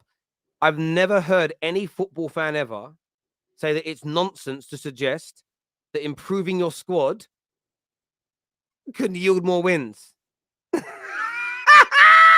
Sorry, Remy, are you actually saying that if a team improves their squads, it's a far-fetched nonsense take that they might yield more points? Surely you haven't just said that. That's honestly, bro. I know you guys are trying to put me in the mud because Arsenal have fouled, but that don't make no sense. It's nonsense to suggest a team could get better if they improve their team. The game's gone. The game's gone now. The game's gone. Hidden Guy talks. I think he means bollocks there. Arsenal were never in contention for the league with Leicester. Sorry, bottling when you were not even expected to get fourth. Behave is what Oz says here. To back the City fan, the problem has always been fans' DNA, because if it was for Chelsea, 8 points top at January is guaranteed better. I guarantee better signings and ultimately winning is what Blaze says. Maybe not this Chelsea, but Roman's Chelsea, definitely. That Man City fan provided the best fish fry on here. Cheers, C. Thank you. People can't have it both ways. Either we bottled it, or City are historically good, potentially treble winning side. Arsenal will be better, is what Boomer Gooner says here. I think you can become better. There's no doubt about it. Why is everyone upset about Little City winning 5 in 6 years? You wish you were us. Remember, it was the oil money when Arsenal bottled the league, is what's been said there. Thank you. No. Arsenal fans first said it was in their hands, and we all agreed. Don't come with that rubbish. That's obviously earlier. And obviously, I disagree with what Egal was saying. He's just strangely on a show that's not about Man United trying to make the pressure on us. Kobe and again, Terry. we've got a Kobe chance of beating City, but it's not in our hands because they're the favourites in a one-off game. It's all the Arsenal fans. Sorry, to all the Arsenal fans on the panel. What's your expectations for the 23-24 season? I think I think they've answered that. Challenge again, win a trophy, do well in the Champions League. Would you agree with that, Bran? Yeah, 100%. We have to compete in all 4 competitions. None of this throwing competitions away to concentrate on one. And in terms of, I think he said there, has the process ended? Yeah, it has, because we're competing for league titles now. So now we just have to kick on and try and win these competitions. And if that don't happen for whatever reason next season, then there has to be accountability. Yeah, 100%. Chike here says, I can't wait for the mighty Arsenal to get a Sheikh, Qatar, or a Saudi owner to buy Arsenal, because this effing PR BS will stop. It's embarrassing, Terry. Those owners understand how to win. That's going to happen anytime soon. Maybe Arteta started talking about us being in the title a little too early, which came from a lot of pressure that we couldn't handle. Maybe. I mean, there's loads to probably unpack around that, but the last 7 games, mentality has been the issue more than ability, in my personal opinion. Only Chelsea and Liverpool have won the league against Pep, not talked about enough. It's not easy to fight and beat them to a title. But do you know what's really funny, though, God's will? This is why I'm very vehement when I argue about Man United's legends being disrespected, because you understand that what City are doing now is what Man United were doing throughout the 90s and early noughties and the mid-2000s. The younger fans just don't remember. Like, that's how good we were. The points were different, but squads were smaller, less subs. The world was different back then. But in terms of winning the league and how hard it was to knock us off, it's exactly what it was like. So that's why, I respect what they do, because it's real winning. What does Arteta's, when does his contract end? I've got no idea. 2 or 3 years' time, but it's kind of irrelevant where their contract ends, because if they're good enough, they stay. If they're not, they sack them. Just now, Qatar to make a final bit. We'll talk about that another time, Nabil, but thank you. What if Erik ten Hag had 40 million to spend in January? Would United be in a better position? Yes, because that would have brought Gody Gapco, and we wouldn't have Weghorst. Yeah, we'd be 3rd, not 4th, probably. Like, we'd be 3rd, not 4th, but we wouldn't be in the title race with him. Without a world-class striker, maybe, who knows? When I say a step behind, I don't mean the board has been bad. You have done some good work, just not good enough to get you over the line. Need a big summer. Yeah, I think you're right in that too. I think most Gooners would agree with you. Realistically, you need 95-point squad to beat Pep. Does anyone think a couple of good signings and Arsenal were a 95-point squad? But if they win the last 2 games, they will be a 87-point squad. If they sign, you said a couple of good signings. Now, if they get a couple of world-class signings, why couldn't they get 6 or 7, 8 more points next year? Like, I don't think that's inconceivable. However, they've got to handle the pressure of being expected. Hot take, Ollie's 2nd is better than Arteta's 2nd. You don't believe that, Josh. Talk of DNA is nonsense. 3rd most league titles, trophies, and 0 relegations in 100 years. But something changed during the late Wenger era, and under this ownership, they are trying to make change. But you've got to win something big to stop that bottle job tag. You've got to.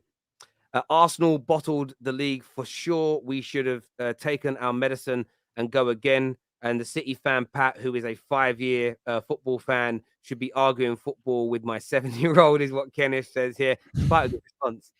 Oh, sorry, I've already done that one there. Remy, have you calmed down now? Have you started to think again? Thank you, bro. You aren't reading all the super chats. It isn't fair. Well, I am reading them. We had 72 on this show. And if we can't just read them all out, and so we are doing it. And yeah, we put them all up on the screen. We're reading them out. Thank you very much. Strike now, new world-class manager. Why player are young ad is what said there. Listen, you want a world-class manager? Let me know who you want.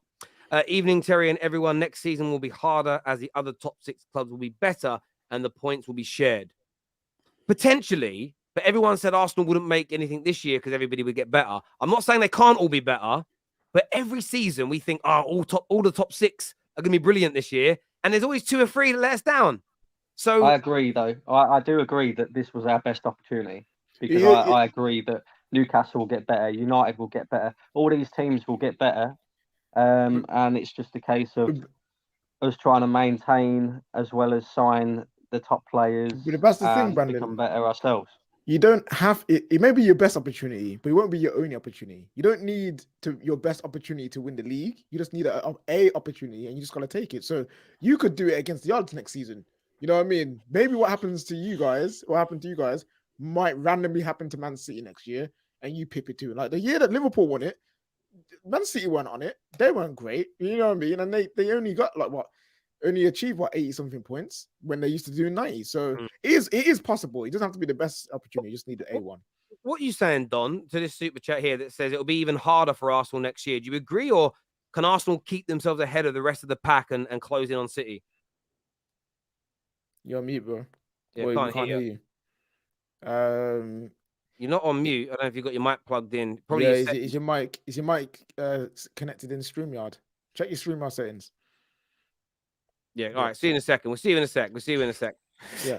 This here from Abdul, sorry, says, Terry, I told you the title wasn't over today. It's been over for 4 weeks. This ownership and manager in charge will never win us the title. And look, this is why Arteta's under pressure now. And look, you look at today's performance. You look at the West Ham, the Southampton game, all very similar to today. And this is what I was saying. It's so important that Arsenal go out this season on a high. And they're not going to now. Even if they win the last 2 games, it will feel there'll be a bitterness in the mouth because that applies even more pressure to the manager next year. It's why I'm desperate, and I've got the same energy. It's why I'm desperate for us to end the season strong at United, win our last 2 or 3 games. We might not win the FA Cup, but don't go out, don't get beat 4-5-0 in the final. End the season on a high. It relieves a bit of pressure next year on everybody. It's really important. Don's back with us now. Can we hear you, Don? Yeah, can you hear me now? There we go. I had to change mic. Sorry, what was that question again? Go back to that one. I'll come back to it in just a sec. Go on, KJ. Yeah. Sorry. Yeah. One thing as well. One thing that's been on my mind for a little bit. Terry, I need to chat to you. This is for you, my boss. I remember we had a conversation towards the start of the season where it was about the probability of Arsenal winning the league. You was mentioning how historically teams with this amount of points have gone on to win the league. And you said because of when we were talking in that conversation, you said because of history, you're gonna back it and say Arsenal go through. I also quoted history saying, well, when it comes to points and leads and totals, the teams that had the most points and failed to win the league at that same point were both Arsenal. So, what are we saying that is that it? Yeah, of course. No, I hear you, but that's because I wasn't basing it purely just on the history. History was a factor. I honestly believe this season, this is where I hold an L and I hold my hands up. I felt this season Arsenal would not crumble how they did. I thought, in terms of how they were playing, the style of football, the presence, the atmosphere, everything around the club felt a little bit different. I'm not emotional about them failing because I don't personally care about Arsenal winning the league or not. I kind of care about them City doing a treble and a 3-peat. So I'm not really emotional about it. That's why you haven't seen me come on and do streams angry at Arsenal for my prediction being wrong. It's ended up not being the case. But this is the thing that I would say. Like, we all make predictions. We get some right and we get cooked for we get praised for it. We get some wrong and we get cooked for it. I believed Arsenal would become title challengers this year. They have. I believe that we'd see a different Arsenal this year. We have. I believe they can go on to another level next year. If they don't know and they crumble, yes, my prediction's wrong, but let's focus on why it didn't work for them. But I think you're right. History can be used and should be used in all of our predictions because predictions are based on what's happened before and what people think are going to come. But I don't think it's wrong to believe a team can change. And I know what Patrick, just to your point when you challenged Patrick earlier, it's not excuses as to why Arsenal have lost and just to say it's in their DNA and they're never going to get any better, because I don't believe that a team will always be stuck in its ways unless they make changes. And I thought Arsenal would change. They have changed, but they haven't changed enough. So I just want to see more of it, if that makes sense. Yeah. Because we've seen Liverpool not win a title in 30 years. They changed that. We've seen City go from being a relegation team. Just getting money doesn't make you a better team. You've got to spend it right and you've got to change. They've progressively got better. I was actually looking back at a Champions League campaign the other day. They were the one where it was I think it was the Munich Dortmund final. I didn't even realize, I forgot this. And football's a mad thing. Go back and look at the first 4 or 5 years that City were in the Champions League. They went out in the group stage loads. If you use the DNA logic back then, well, they should never have got to a final. They should never be the favourites to win it this year because, well, no, they're a bottle job club in the Champions League. Teams can get better, but they have to change. The only thing I've been wrong about this year is they haven't quite changed the mentality as much as I believe they would. But I do hear you, and it's a good shout out, mate. 110%. I can't wait for the 4-4 tunes video on this. Yeah, it'll be funny. I know you love that, Debs. Thank you very much for the super chat there.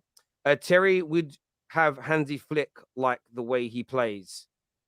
Oh, you'd have Hansi Flick. Yeah, me personally, I'm happy with Ten Hag right now, but I hear you. Imagine this being your best opportunity to win a title and the team you're up against is most likely to finish with 94 points. City are insane. Do you kind of agree with that comment that was said earlier, Don, about like this being Arsenal's best chance? They've blown it. That's it now. They're not going to win one for ages. No, I don't. I believe I agree with that to an extent because we hear this every season, right? Every team is going to improve. Like I think Liverpool are going to improve next season. We're definitely going to improve next season.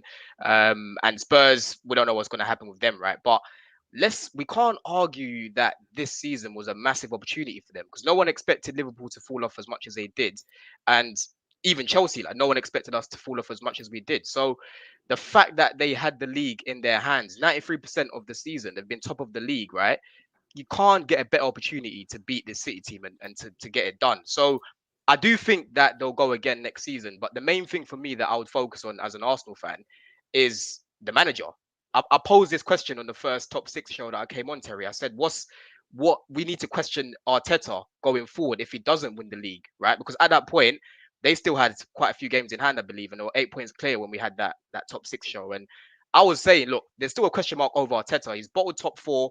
He has lost in the Europa League a couple of times now. Again, he's bottled the league this season. So for me, next season, they will improve. I think they need to get ready-made players. All this phase 5 nonsense, phase 4, they need to drop all of that. You are ready to compete now. You need to go in the market and get ready-made players. The main thing that I'm looking at next season is the manager, right? Because he has shown time after time that when it comes to crunch time, he can't get the job done. So next season, if he doesn't get them over the line, I think it's time to cut ties. I'll be real with you because it's one too many times now, Terry. One too many times. As much as they've done well this season, you have to question Arteta next season if he doesn't challenge or even win at least a trophy next season. If they go back from this point and regress, then you have to, because regression is the only, unless you've got a lot of credit in the bank, like Pep and Klopp. If you regress in a single season, big questions have to be asked. There's no doubt about it. Well, some interesting comments here. One says, Terry, have you forgotten how bad United were at first in the Champions League? Terry, Fergie spent years getting knocked out of the group stages before. But yeah, I feel like you guys think I'm literally saying, yes, saying you lose because it's in your DNA.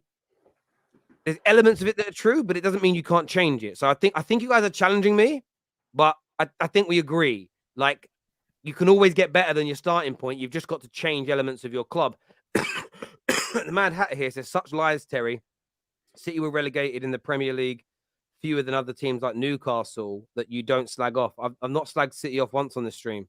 Again, I don't understand what you're listening to. I was making a point that if Arsenal are never going to win another league because it's in their DNA to bottle it, and there's nothing they can do to change it, then how are City now so good in the Champions League when in the early days of being in the Champions League, they were going out in the group stages, but they've got better?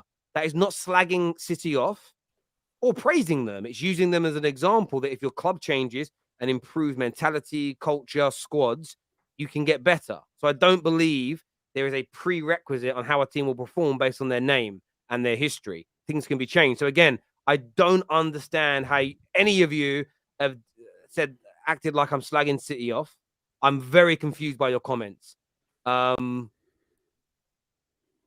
Yeah, I don't get it. Oh, no challenge from me. We're just adding to. Okay, right. Okay, fair enough. A shout out to Brighton. They did it on Mother's Day. Yes, it is Mother's Day in America, I believe, today. So I saw it trending today. I was like, oh, I forgot. And then I was like, no, it was a couple of months ago. I literally panicked.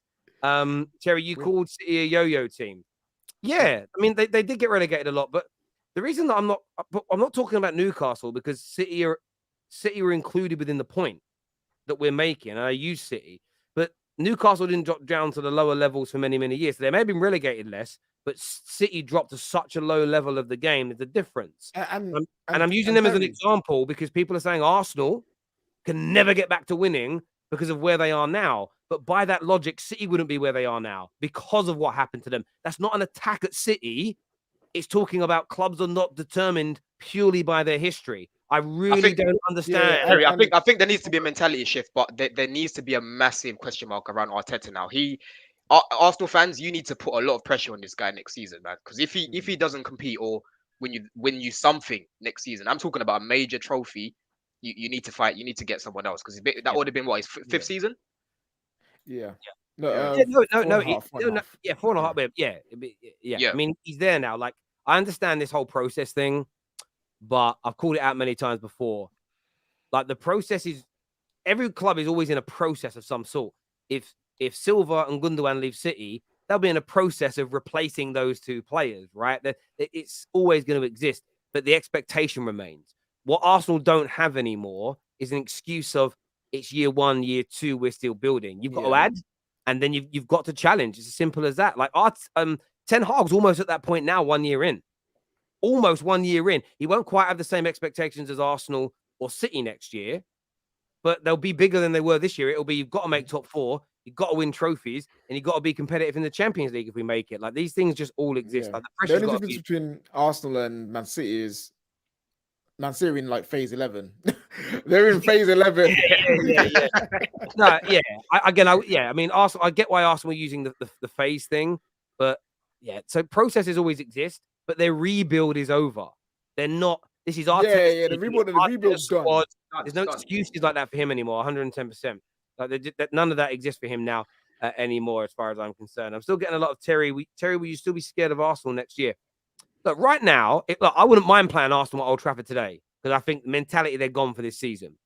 But if Arsenal come back at the start of next season playing like they were, no one's going to want to play them, probably barring City. No one's going to want to go to the Emirates when they're back on fire. So we know they've become a dangerous team. I would say this. Have your fun. Have your banter with them.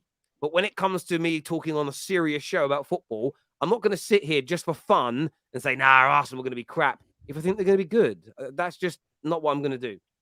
Terry, is this Arteta's ceiling? Mentality has been Arsenal's issue. Not fixed in 4 years. Move up the table is better with better players. Liverpool and City drop. Look, it's a really good question, Ricky. And I think that's why I think he deserves 1 more year. Let's see.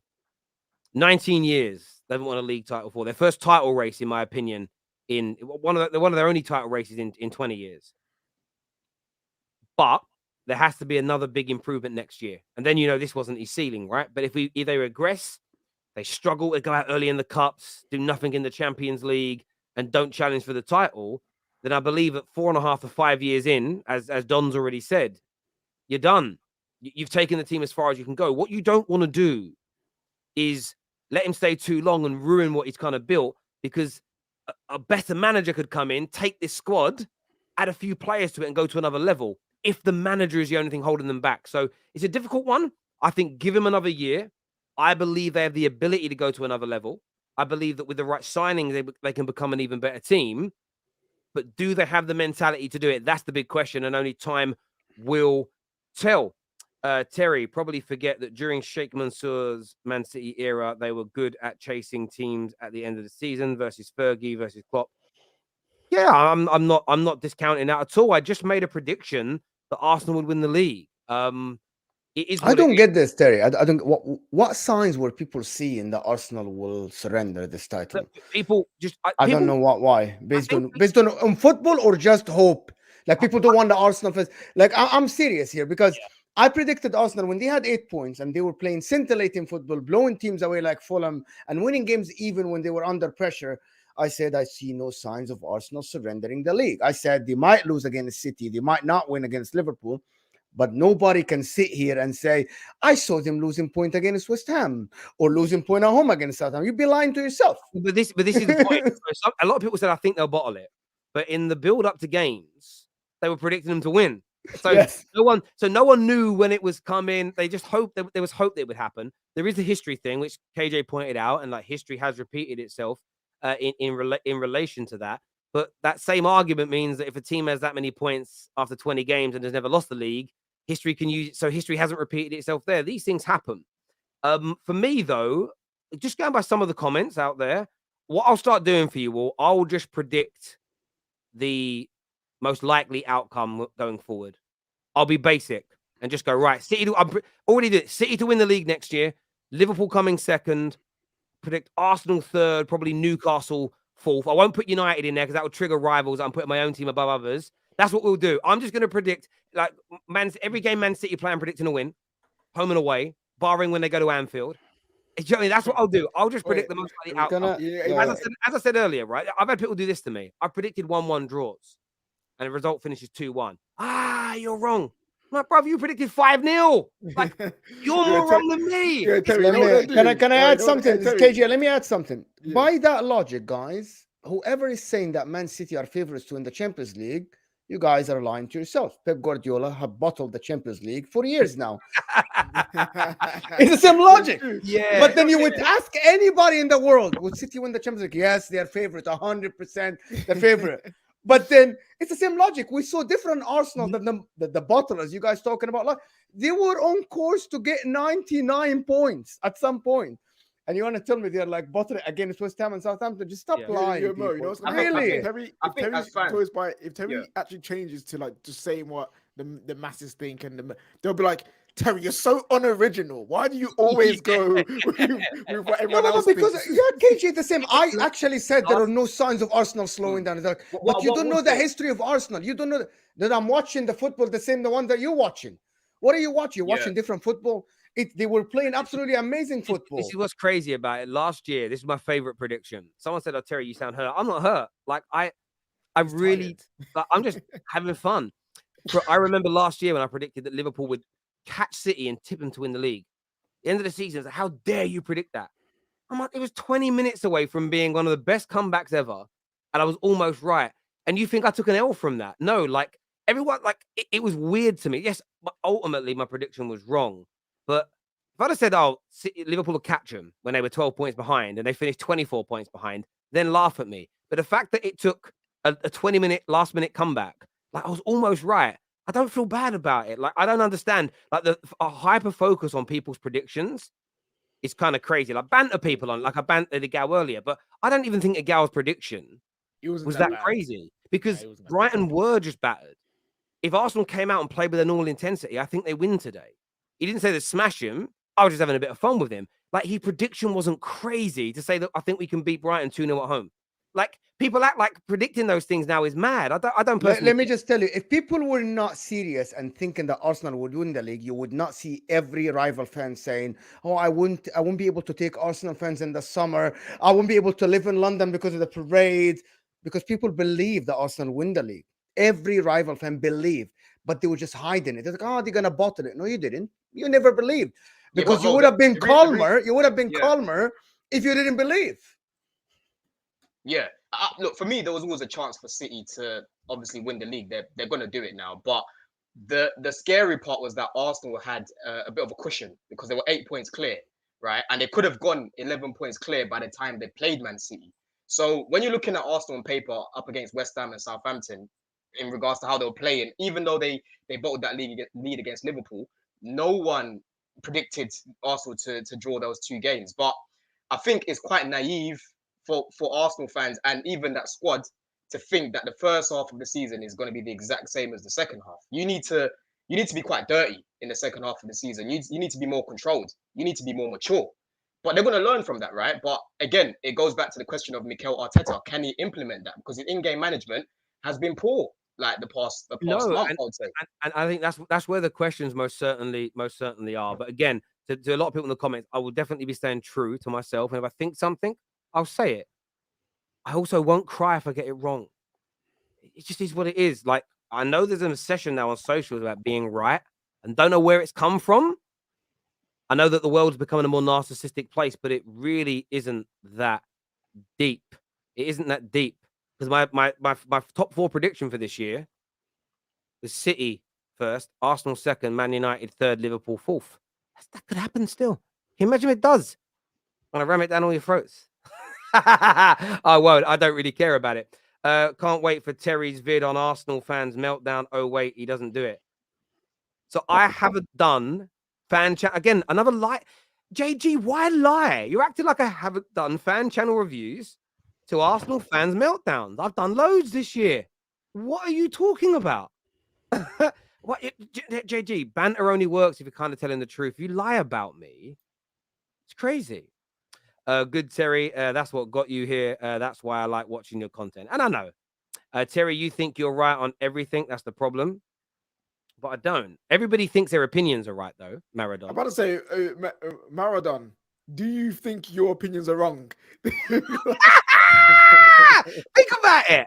I think my opinions. I think all my opinions are right until they're wrong, and then I go, shit, I got it wrong. Maradon, what you've never heard me do is get something wrong and try and twist it into a right. So by your logic, Maradon, you don't believe anything you say. You're a crazy man, my bro. You're trying too hard here. That's why his nickname is Maradon the Moron. He just comes out with a madness.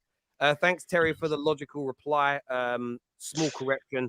Arsenal's last title challenge was 2008. Eduardo. Yeah, that's why I said I don't know if I've had one or two, I think, in the last 20 years. But I'm not laying Arsenal fans off the hook for that Leicester season because they were top at Christmas.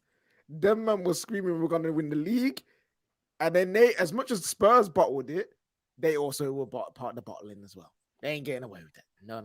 What did you guys think of Colwell? What did you guys think of Levi Colwell today? He looked good. He looked good.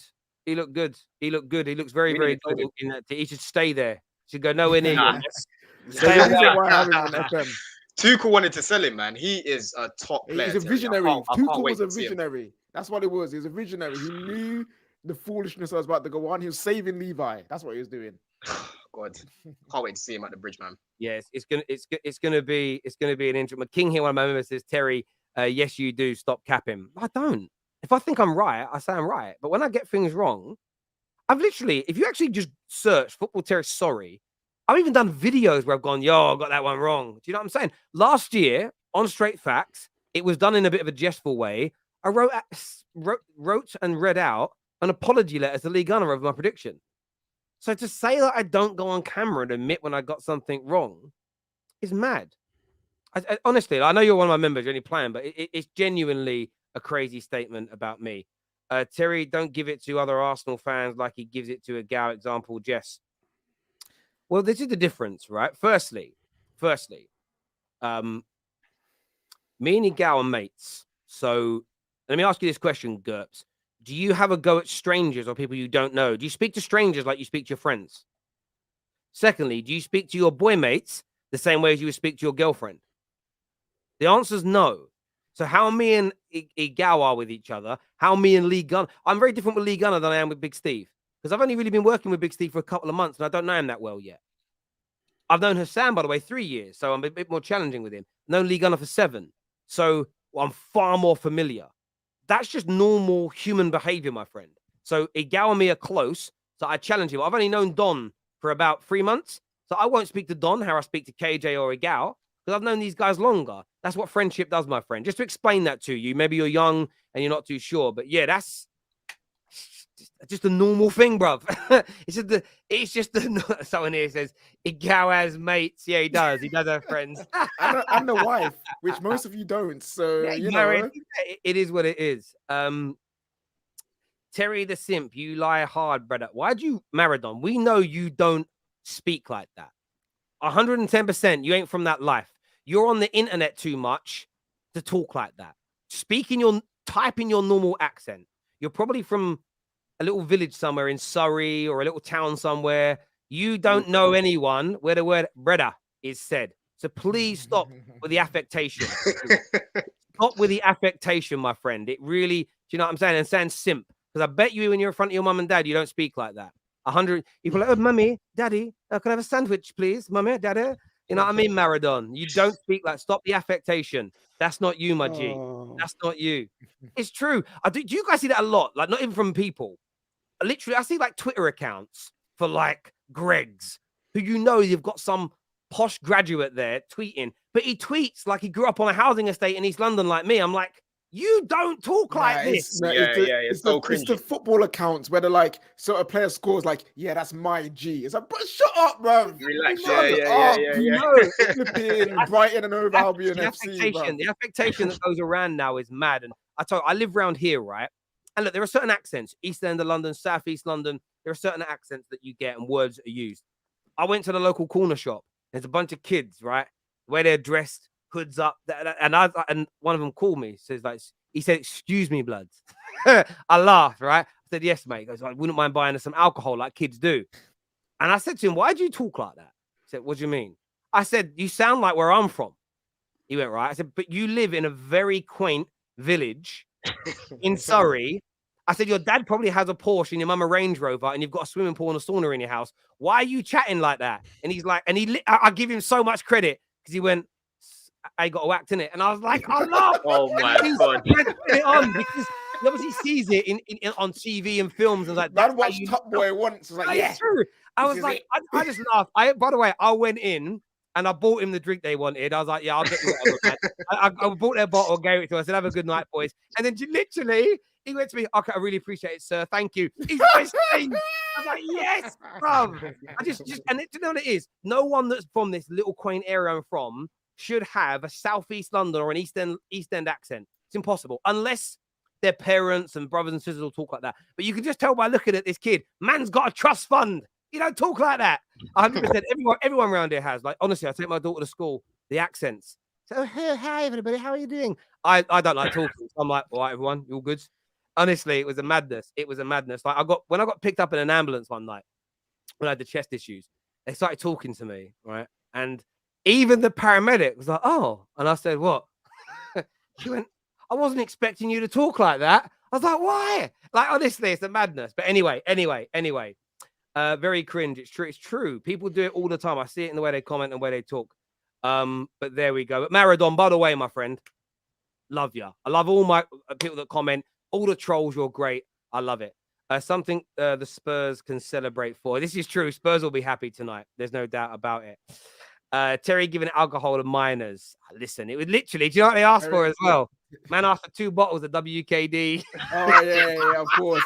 Smirnoff Ice. Those are the two. Smirnoff Ice. Yeah. It was Smirnoff Ice. I was like, you know what? 2 bottles ain't going to do him any harm. Do you know what I'm saying? There we go. He was 17 as well. He told me. I had a chat with him. I see him around quite a lot. It's so small, right? KJ, you've been here. It is like the tiniest town. Everyone knows everybody. I don't know no one because I just moved here. And I see him around. He's cool. He's good.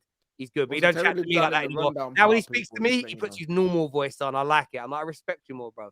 You know what I'm saying? But there we go. How comes Expressions talks like that then, Terry? I'm confused. The Expressions is from the ends, brother. That's where he's from. Like, by the way, if Expressions was born and brought up in the Cotswolds and he spoke like that, he wouldn't be who he is. It wouldn't be funny. Like, he is himself. That's how he speaks. That's where he's from. That's how everyone locally speaks, especially in his age range. If he was from the Cotswolds or from around here, he wouldn't have been brought up speaking like that. Do you know what I'm saying? Like, where you're from matters. How somebody that grows up in Southeast London, they're going to speak different from someone that grows up in Colchester in Essex. There is a fundamental difference in the areas. And my biggest problem, I see people that I know personally that are from Newcastle. That is one of the most recognizable regional dialects out there. But when I see them tweet, they tweet like they're from London. Their words aren't like, you don't tweet like that. That's how you speak. So why did it? Like, for me, it's like tweet and speak and be what you are. It's far better than, I've got to change it so I look cool. No, being a sheep isn't cool. Like, for me, like, it's true. Terry, you're hella fake blood chatting nonsense. I like it. Hella fake blood. You know what I'm saying? Oh, Jesus. I like it. But then I do have a fake laugh. So where am I from? I don't know where you're from, but I can just tell by the way you write, you're putting it on. 110%. I know you're putting it on, bro. Because what bad man types in caps, bruv? Let's be honest. And I said the other day, and what bad man is on the internet all day instead of out being a bad man? That's all I'm going to say. Do you know what I'm saying? It's one of them ones. It's one of them. I'm only messing with you guys anyway. It's only a bit of fun. So there we go. Oh, look at this. I love these ones. You don't dictate people's accents, Terry. Stop being so obsessed. I don't dictate anything. I'm just bantering you. Like, if you're from if you're from Yorkshire and you're like, hey, by gum, you know what I mean? I'm going to touch shops. If that's how you speak, be proud of it. Love it. Like, if you're from Texas, that's where you are. Own your voice. You know, if you're Australian, own it. Don't try and change it to sound generic like everybody else. Imagine everyone having the same accent. It's crazy. Like, it's. I always say this. Like, don't conforming is not cool. It's not cool. It looks really bad. It sounds awful as well. Trust. Anyway, listen. We digress massively. Do it. By the way, Maradon, come on the show and talk. Maradon, that's what we'll do. You're gonna come on the show, Maradon, and speak, and then we'll really know where you're from by your voice. We know when you're putting it on. We know if it's real or not, brother. Do you know what I'm saying? He ain't gonna come on. Listen, people, everyone who's tuned in, thank you all very, very much indeed. Please hit the like button. Please subscribe to the Terrace. Until next time, take care. Goodbye. God bless, and I'll see you all again very.